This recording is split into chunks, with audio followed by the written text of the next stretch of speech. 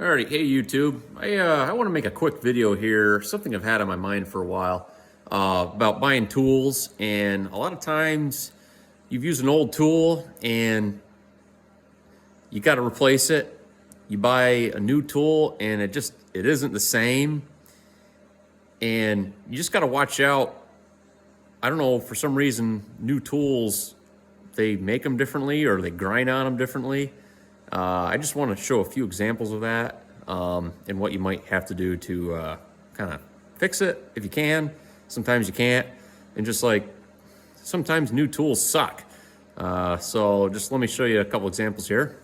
All right, so I've got a couple examples here of why new tools kind of suck sometimes when you go to order them, and especially, say, expensive ones or cheap ones. It doesn't matter. I've got two Crow Feet bars here, alignment bars, whatever you want to call them. I've got an OTC one I bought, a little one I wanted for lining up holes and doing some work on front ends and stuff. I've got an older one here. You don't even know where I got it. I think I got it from a garage I cleaned out for a lady. And also over here, I've got some flat bars. And for an example, for some new tools that suck, would be this, the profile on this Crowfoot. And if you notice here, right here, for whatever reason, they ground that flat. That's original from OTC. And when you go to pry on stuff, if you look at it, it's actually kind of beveled down. So when you pry on stuff, it always slips off and it's kind of a piece of crap. And I don't understand why they do that, because if you look at these old ones, they've got a nice tip on them. All right, so if you look at the difference here, this bar works great for prying on stuff. You know, it's got a tip and it's pointed down. It can get a bite in there.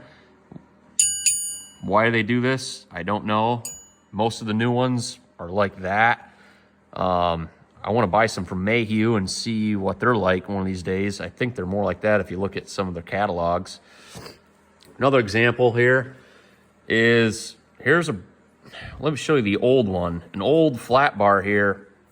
If you look on the inside here, they have this indentation here where you can get on nails that their heads are just sticking up a tiny bit, and you can beat on that with a hammer and slide in and catch a nail, and you can pull it right up.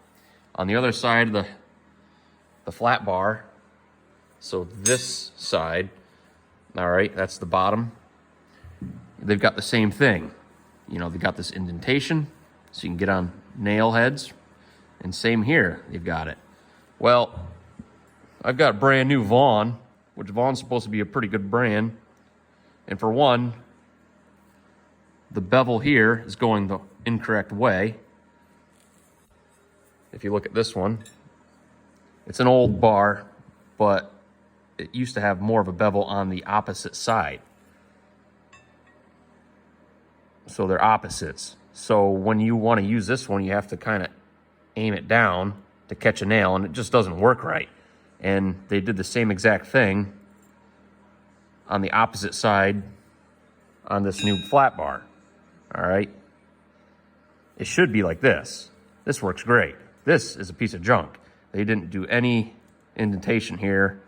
So, you know, this bar isn't quite, was a little over a 1/16 of an inch thick. That nail has to be sticking that high up to get on that. This old bar is actually probably thinner on the inside. It's a bigger bar, but you can get nails way easier with even this bar. So as an example, what I did on this little itty bitty bar that I was using, I went and took a Dremel and I actually cut into it, made it so I can get real thin nails, because what's the point in having a little bar like this when you can't even get small nails? I mean, that's the whole point. And then I took a grinder and I reprofiled it so it's on the right side, so you can pry on stuff a little easier. And I also did some work on this side. This wasn't the greatest, but I ground into that with a Dremel. And then I did the same thing over on this side. Yeah, I don't know about, you know, some of these new tools you buy, and I don't know why they have to try to fix something that isn't broken. I don't know if it's just trying to be cheap, what the deal is, but when you're buying tools, you got to be careful of that. They're just not, you know, like the way they made them back in the day. You kind of got to do your research, do some shopping. And I was thinking the other, you know, like vice grips, you know, older vice grips seem to be better than the newer Irwin tools. That's another video I'd like to make. The Irwin tools suck. No offense, but quick video I want to make. If you've been with the channel, small channel here, thanks for tuning back in. It's been a long time since I've made a video. My older phone was an iPhone 7, right? And iMovie Maker wasn't working with it, so I just got a new phone. I got iMovie Maker. I can actually kind of make a video, edit it. And if you like the channel, subscribe. Thanks for watching. Take her easy. Looking forward to making more videos.